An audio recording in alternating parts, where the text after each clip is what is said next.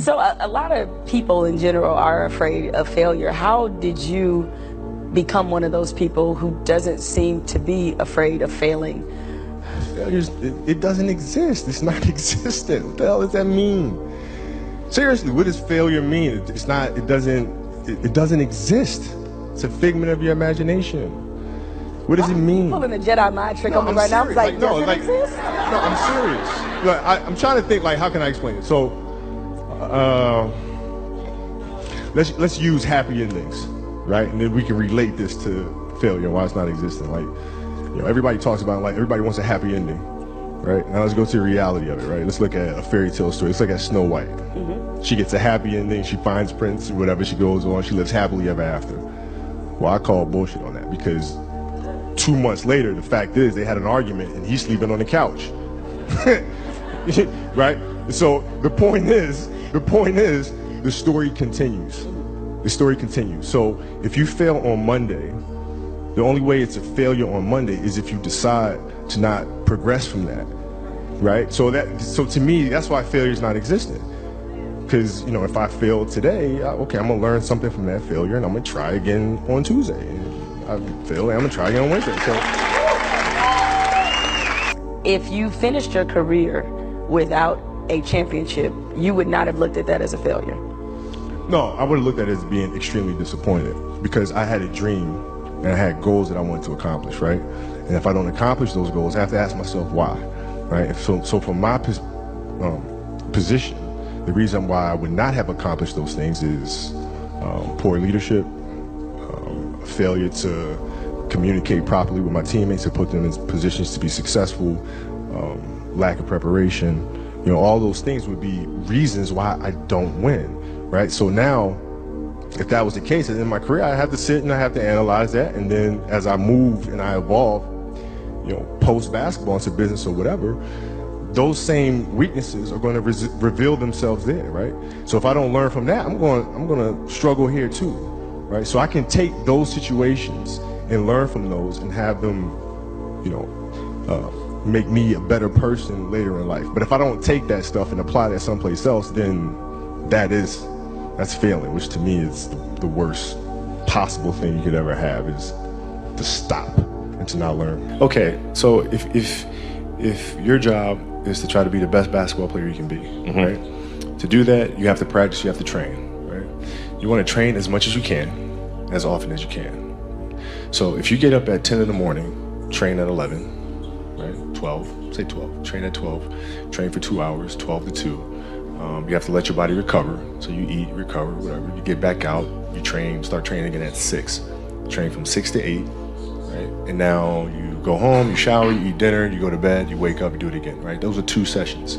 Right? Now imagine you wake up at 3, you train at 4. You go 4 to 6, come home, breakfast, relax, blah, blah, blah. Now you're back at it again, 9 to 11, right? You relax, and now all of a sudden you're back at it again, 2 to 4, and now you're back at it again, 7 to 9. Look how much more training I have done by simply starting at 4, right? And so now you do that, and as the years go on, the separation that you have with your competitors and your peers just grows larger and larger and larger and larger and larger. And by year 5 or 6, doesn't matter what kind of work they do in the summer, they're never going to catch up because they're 5 years behind. Right? So it makes sense to get up and start your day early because you can get more work in. Is that genetic? Or is that something you ingrained and trained yourself? No, it was Who just, taught you that? For me, it was just common sense. Like I can if I start earlier, I can train more hours, and I know the other guys aren't doing it because I know what their training schedule is. Right? So I know if I do this consistently over time, the gap's just going to widen and widen and widen and widen and widen, and they won't be able to get that back. Mm-hmm. So to me, it was just common sense and like thinking, how can I get an advantage? Oh, start earlier. Yeah, let's do that. How do you develop that, or where do you learn that from? Well, I think it's just it's just a matter of what's important to you, mm-hmm. and what's important to you for whatever reason. I felt like I didn't feel good about myself if I wasn't doing everything I could to be the best version of myself. Mm-hmm. If I felt like I left anything on the table, it would eat away at me. I wouldn't be able to look myself in the mirror. Right? So the reason why I can retire now and be completely comfortable about it, because I know that I've done everything I could to be the best basketball player I could be. And so that's where it comes from for me. You can't leave any stone unturned. But life is short, okay? And you can't go around life carrying baggage. You can't go around life carrying resentment. You just can't do it. It's too short. You know what I mean? So you have to forgive and move on. And he's come here to help us get back to the top.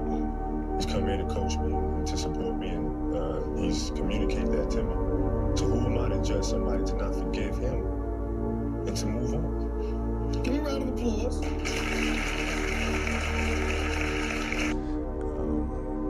I think once you have the passion and thing that you're passionate about now, you can look at other people or other entities or other things or works of art, and you can draw things from that to help you be better at what you do by looking for those common denominators. Johnny wanted to know, how do I prepare? How do I prepare? How do I study? How do I view the game? How do you build your game? And my response is much like the way he builds products. You think sequentially. Yeah, you look at this, the end result of what you want to create, but in order to create that, there's so many other little things that go into this massive entity or device. It's no different than building my basketball game. You start with, what do you want your game to be? What would make your game most unstoppable or hard to deal with? And now you work backwards from there. And you start building it one piece at a time, one move at a time, one counter at a time. So there's a lot of similarities there.